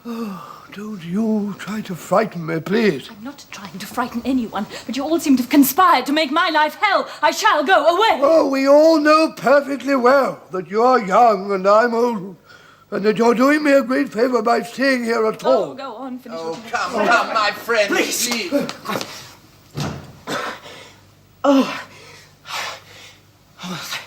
I'm glad to find you here, Professor. I'm sorry if I've come at the wrong time or I'm being a nuisance, but that's not the point. How are you? What exactly do you want? I'm sorry. I'm a bit distraught. I've been riding so fast. Professor, I've been told that you've sold your woods to Kuznetsov for timber. Now, if this is true and not just a rumour, then I say to you, please don't do it. My husband's not in the mood to talk business just now. Shall we go out into the I must talk to you now! Oh, all right, very well. I can't cope with this. Let me go and see Kuznetsov. Let me tell him you've changed your mind. How about it? You're going to fell 1,000 trees! And for what? Just to get 2,000 or 3,000 rubles to buy your wife a few miserable dresses. Why destroy them? I mean, this is quite appalling. Now, we can talk about it later, Come along, my love, she will never hear the I'll end tell of you it. what, Professor, just hold off for a bit and I'll get the money myself and then buy it in 3 months' time. You're behaving very strangely. Now, we all know that you're a man of principle, and we humbly thank you and respect you for it. But why all this fuss? Oh, go away, universal uncle. You just don't care. Now, Michael, listen. You came here to pick a quarrel, my boy, and that really is not very nice. Now, principles are all very well in their place, but you need this as well. And without this little contraption, all your principles and your forests and your feet aren't worth a damn. Now, do forgive me, my dear boy, but you've still got a lot to learn. Oh, another time, I must ask you not to come here unannounced. I must also ask you to spare me these psychopathic outbursts. You've been trying all day to make me lose my temper, and you've finally succeeded. Please leave me alone. And in my opinion, all this stuff about peat and woods He's show reading lunacy! Oh, come along, Orlovsky. Well, that was a bit steep, Alexander. No need to be quite so outspoken. Raving lunacy. So I'm a madman, according to this distinguished academic figure. Well, I bow to your professorial authority. I'm going straight home to shave my head. But I must say it's the earth itself that's mad for still putting up with us. Just a moment. Now, I heard all right. Now, hurry up and say something, or else I'll break down and I'll say a thing or two myself. I've said my piece already. I begged your father to spare those trees. I know I'm right, but he's insulted me and called me a madman. All right, then, I'm mad. Oh, don't go on like that, please. Those who hide their cruel, stony hearts behind a facade of learning, those that pass off their own insensitivity as the height of wisdom, they're not mad. Oh, dear, no. Nor, I suppose, are those who marry old men for the sole purpose of blatantly deceiving them, of buying themselves elegant, fashionable dresses on the proceeds of destroying our trees. Oh, listen to me, please. Don't touch me! We've nothing in common. Oh, yes, I know what you think of me already. There's no place for me here. Our friendship has meant a lot to me, and I'm sorry. Now, I suppose all I have left is the memory of your father's gout and your remarks about my democratic sentiments. But it's not my fault. It's not. I must get out of this dump! Oh, you're still here. Mr. Orlovsky has told me that my husband was rather sharp with you. I'm sorry he's in a bad temper today. As for me, I am entirely on your side, so allow me to offer you my sincere friendship. Get away from me! I despise your friendship. Ooh. What was that for? Why?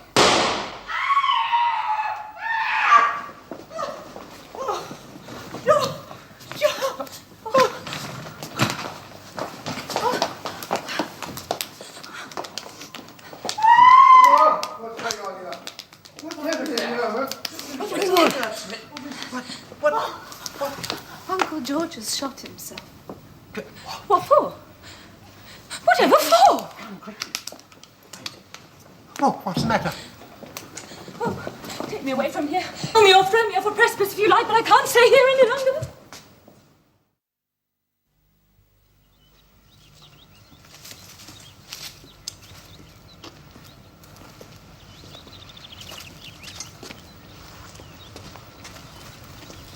If you'd mind driving over to the post office again tomorrow. Certainly. If I haven't heard from my brother by then, I think I'll borrow some money from you and go to Moscow myself. After all, I can't spend the rest of my life at your mill, can I? No, indeed.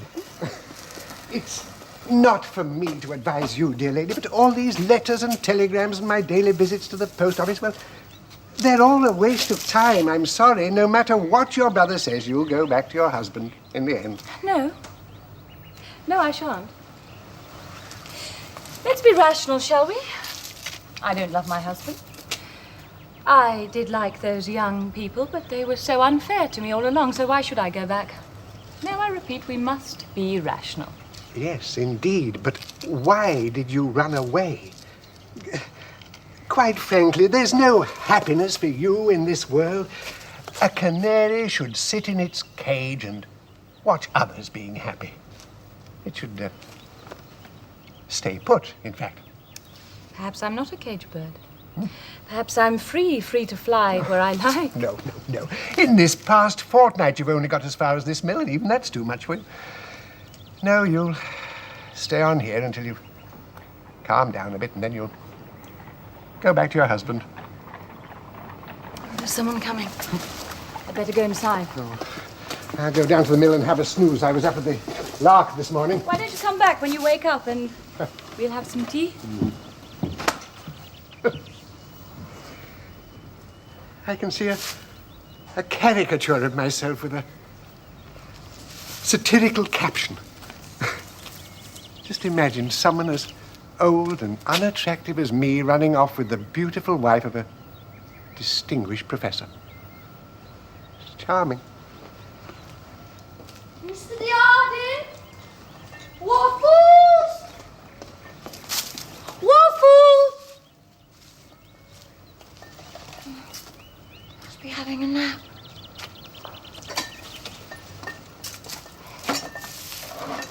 Heavens. How can anybody be so stupid as old Waffles? I was driving past his barn just now and a little black pig ran out of the door. Other people's pigs get in his corn sacks. It would just serve him right. Is that you? Julia? Excuse me, disobey. I was just going to have a snooze in the arms of Morpheus. How are you? I'm afraid we can't go into the house. It's not tidy and all that. Would you care to go down to the mill? No, it's all right. Let me tell you why I've come.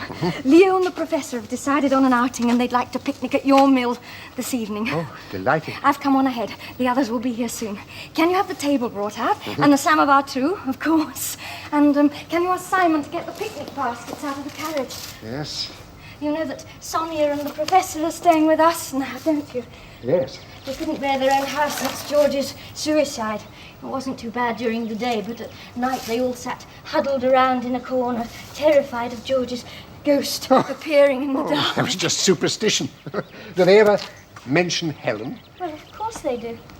You know she's cleared out. Yes. And now nobody knows where she is. Perhaps she's just gone away, or perhaps she was desperate enough to kill us. Oh, no, my child. God is merciful. All will be well. Well, is anyone here? Try looking this way. Good afternoon, Julia. Good afternoon. Well, I came out here to do some work again, Diardin. I don't want to stay at home. Would you ask them to put my table under this tree, where I had it yesterday, and get them to get some lamps? It's getting dark already.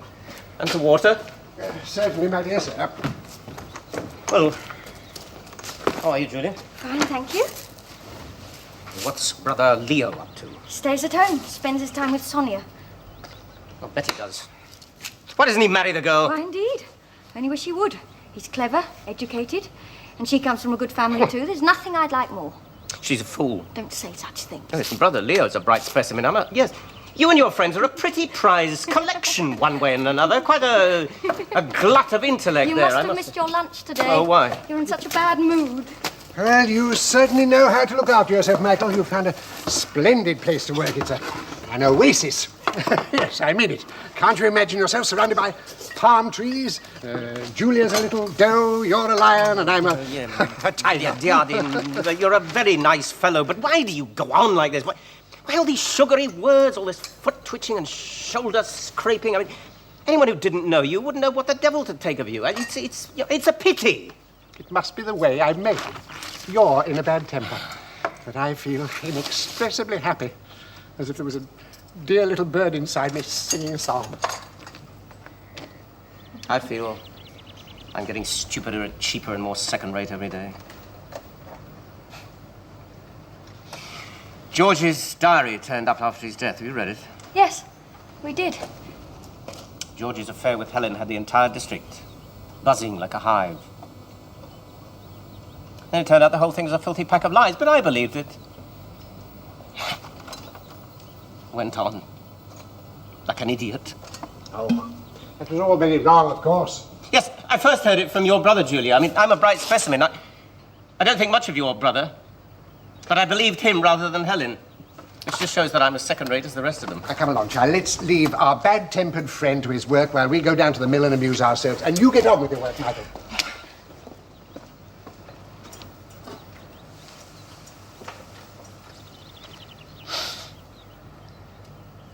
One night I watched him press his face against her hand. His detailed description of that night in his diary, how I came in, what I said, quotes my words. He calls me a second-rate fool. And he blames Sonia for loving me. Sonia never loved me. Even supposing there was something in it. There's no point in thinking about that now. That all began and ended in foolishness. What are you doing? What's all that for? Mr. Diardin's orders. The ladies and gentlemen from the Zeltukin estates are going to have tea here. Oh, that's wonderful. And I'll just, there's no point in my worrying about my work anymore. I'll just pack up and go home. Remember lunching with us on my birthday, Sonia? You thought I looked funny, didn't you? You laughed at me. Oh, please stop it. I'll tell you, I wasn't laughing at anything in particular. I say, who's this I see? Hello? Working? Splendid. Where's Waffles? At the mill. I must go and call him.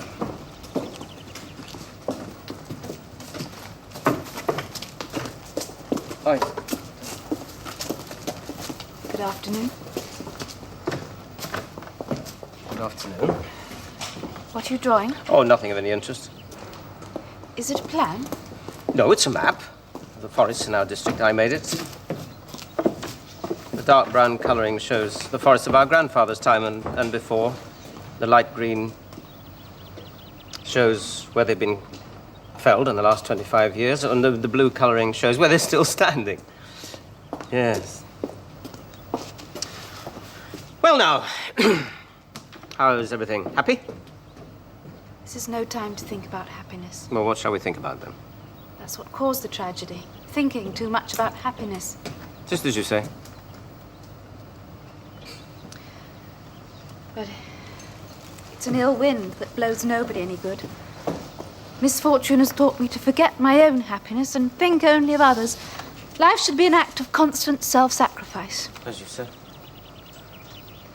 Mrs. Wojnicki's son shot himself. She's still chasing contradictions in her wretched pamphlets. You've had a ghastly experience, and yet you cripple your whole life and call it self-sacrifice, which is just pandering to your own vanity. Everyone's heartless. You are, I am. All the wrong things are being done. Everything's going to rack and ruin. Hello there, where are you all? By the tears, I wasn't trying to make you cry. Never mind, it doesn't matter. Over here, Father. That's all right, I can see you. This way, Father. Right, charming. Ladies and gentlemen, I declare the meeting open. Take out the corks, Snuffles. Oh, let's forget what happened. Please forgive me. Oh, thank you. I'm delighted, and you must forgive me, too. When I thought about that business the next day and remembered what we said, I was very sad. Let's be friends. My dear boy, oh, that was long overdue. A bad peace is better than a good war. It makes me more happy than I can say, sir, that you've given my oasis a visit. Let me help you up with your... Thank you, my dear sir. It is lovely here. An oasis, indeed. Oh, mind.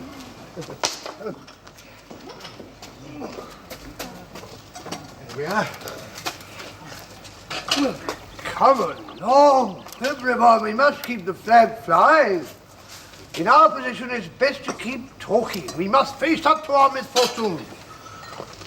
I'm putting a bit of face on things at all of you because I'm the most unfortunate of us all. I've forgotten to give you sugar. You must all have jam with your tea. Oh, I'm delighted. Oh, Michael. Recently, Michael, I've had so much to put up with and I've thought so many thoughts. I could probably write a treatise on the art of living for the benefit of mankind.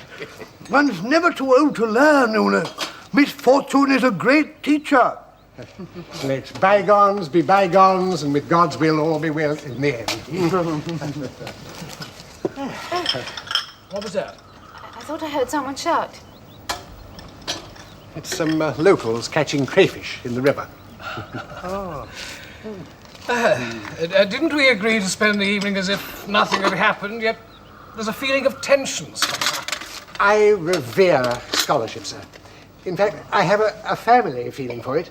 My brother Gregory's wife's brother, Mr. Konstantin Novoslovov, perhaps you have heard of him, had a master's degree in foreign literature. I don't know him. Oh, but I know of him. Oh.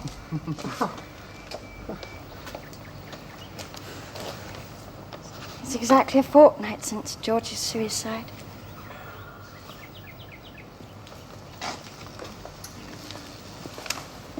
Well, come on, don't let's be downhearted.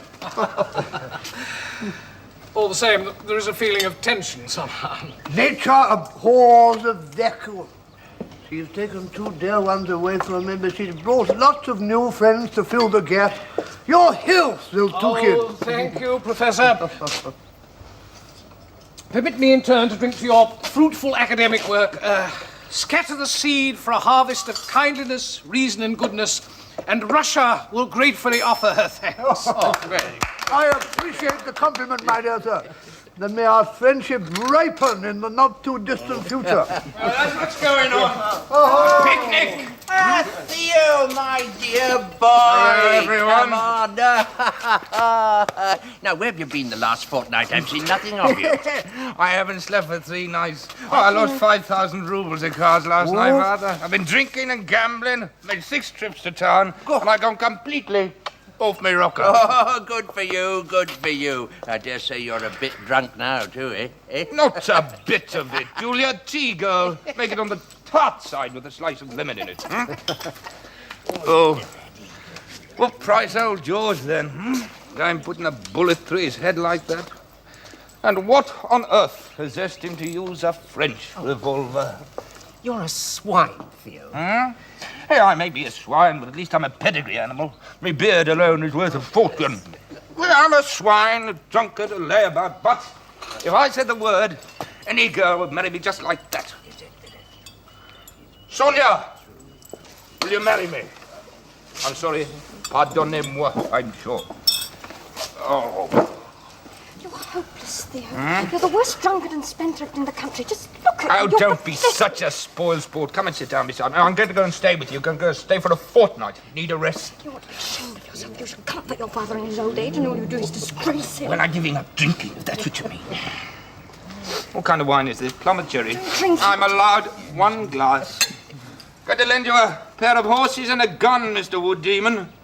Going to go and stay with Julia. Going to stay for a fortnight. Drink up your tea. Yes, and I'll have a biscuit with it. Do you know, old fellow, I used to live exactly like young Theodore here until I was 40 years of age.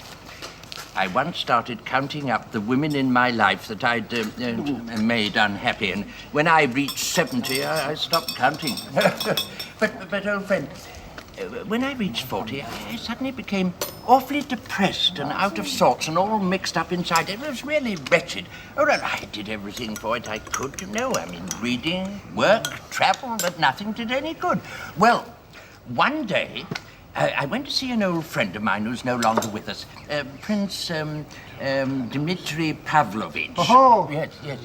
Now, we had dinner. Oh, what a dinner. Hors d'oeuvre, everything. After dinner, instead of taking a nap, we set up target practice outside, and there were crowds of people there. Our friend Waffles was among them. Yes, indeed, I haven't forgotten. And you know, old friend, I suddenly felt I couldn't bear it any longer. I was absolutely miserable. I burst into tears. And I staggered out into the middle of the yard and I bellowed out at the top of my voice, "My friends, good people, forgive me in the name of Christ." And from that very moment, I began to feel all pure and good and warm inside. And ever since then, I've been the happiest man in these parts. You ought to try it yourself. Try what? Well, do as I do. I mean, surrender, capitulate. You're telling me to apologize? A fine piece of homespun philosophy. Why should I apologize? Let the others apologize to me. It's we who are at fault, Father. Who is it? You're all thinking at the moment of my attitude to my wife, I presume. Do you really think it was my fault? Do you really think I'm to blame? Why she neglected her duty and left me just when I needed her most? Listen to me, Serebriakov. For 25 years, you've been a professor and done academic things, while I've planted trees, practiced medicine. We say we're serving humanity, but all the time we're callously wrecking each other's lives. For instance, what did you and I do to save George? Where's your wife, whom we've all insulted? Where's your peace of mind? Where's your daughters? And I thought myself a man of integrity when I couldn't forgive anyone the slightest mistake. When your wife sincerely offered me her friendship, I told her to leave me alone, said I despised her friendship. I mean, that's the kind of person I am. There's a demon inside me. I'm narrow-minded, blind, second-rate. But you're not all that marvelous yourself, Professor. I mean, we're all of us in a pretty bad way. Sorry, I didn't come here to cross swords with you or defend my claims to distinction. Might change the subject. All I'm saying is that there are no really first-class men among us. And the women are no better. No. Helen! Yes, here I am. Oh. And I've been here for the past fortnight. Charming. Professor, It was I who ran off with your wife, as Paris once ran off with Helen of Troy. I know you don't get pockmarked Parises, but there are more things in heaven and earth than are dreamt of in your philosophy. Well, why do you all stare at me? Can't we be friends? Oh, my dear girl, dear wife of our dear professor, you glorious, beautiful creature, you. Oh, she's come back to us, she's returned. Do let's be friends. Can't we let bygones be bygones?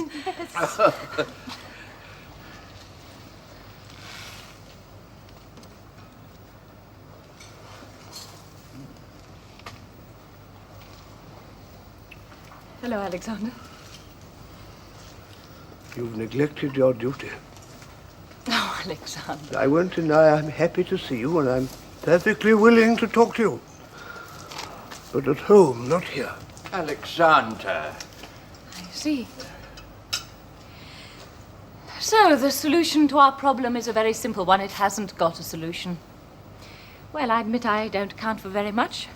My happiness is that of a caged bird, the sort of happiness suitable for a woman. That means being cooped up at home for the rest of my life, eating, sleeping, drinking, and listening every day to people going on about their gout and their merits and their rights. Well, why do you all look away? You're not embarrassed, are you? Oh, come. Everything's going to be fine. You've upset me most terribly. Now, be kind to your wife. Please, say something nice to her, and I promise you my undying loyalty and friendship for the rest of my life. I'll present you with my best troika. Thank you, but I'm afraid I don't quite understand. You don't understand. Oh. One day I was coming back from a shooting trip. I saw a brown owl sitting in a tree. I let him have it with some small shot, but he didn't move. Just sat there. I let him have it with some buckshot. Still, absolutely nothing doing. He just sat there, blinking. What was all that directed at? A brown owl. Wait, just a minute. No, quiet a moment, friends, quiet. I thought I heard bells. Must be a fire alarm. Look at the sky! Well, what are we waiting here for? Come along. It's the Telegraph Woods! The woods, Michael. Let the woods burn, I'll plant new ones. The one I love won't have me. I'll find myself another. If the one I love won't have me, I'll find myself another. What did he mean by that pronouncement? Take me away. I want to go home. This time, when it's getting awfully cold and miserable out here, my rug and my overcoat must be around somewhere. Your rug's in the carriage and our overcoat's here. Take me away, for heaven's sake. At your service. Now go with my godfather. Please take me with you, godfather. Yes, of course. In a moment, my dear, in a Mr. moment. Riordan, would you get my hat and my cape from the house? Certainly. I've got a pain in my leg. It must be rheumatism. That means another sleepless night. Oh, Leo, can you take the plates, please? And the... Right, well, I'm ready. Carry me off, then, like the statue of the Commendatore in Don Giovanni. Let's go to hell together in your 26 gloomy rooms. The statue of the Commendatore. I should have found the comparison more amusing were it not for the pain in my leg. Ladies and gentlemen, thank you for a wonderful evening.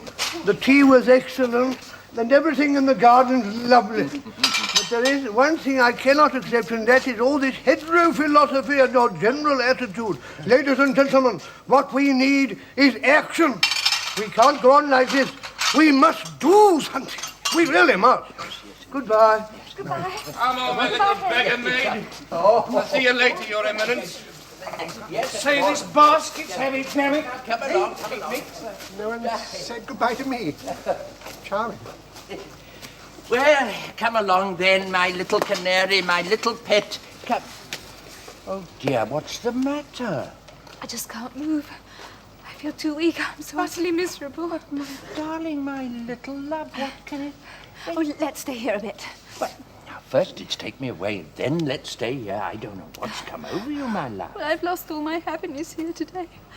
Oh, I do feel awful. Oh, why am I still alive? Oh, if you only knew, if you did but know. Oh, my dear, look, what can we... A glass of water, glass of water! What's the matter? I'm all of a tremble. I hate to see you when you're like this, child. Come along. Please, take me to the fire, please. But why to the fire? What good can that do? Oh, please take me, or else I'll go on my own. I'm desperate. I'm completely desperate. Yes, what is it? Could you... I can't possibly walk all that way. Could you lend me a horse? Michael. Oh, Michael. Do go away, please. I must talk to him. Michael, you said you'd find someone else. Do go away, please. Well, I'm someone else now. I only want the truth. The truth and nothing but the truth. I love you. I love you. I love you. That's what all this coming and going means. Do go away, please. Yes. The truth and nothing but the truth. Speak to me, for heaven's sake. I've said all I have to say.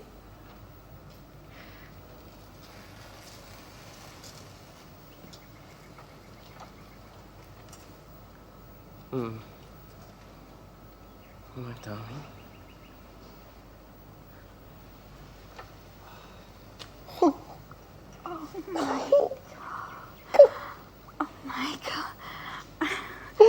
When you tried to tell me that you loved me, I was so happy I could scarcely breathe. But I had all those absurd prejudices. And what stopped me telling you how I really felt?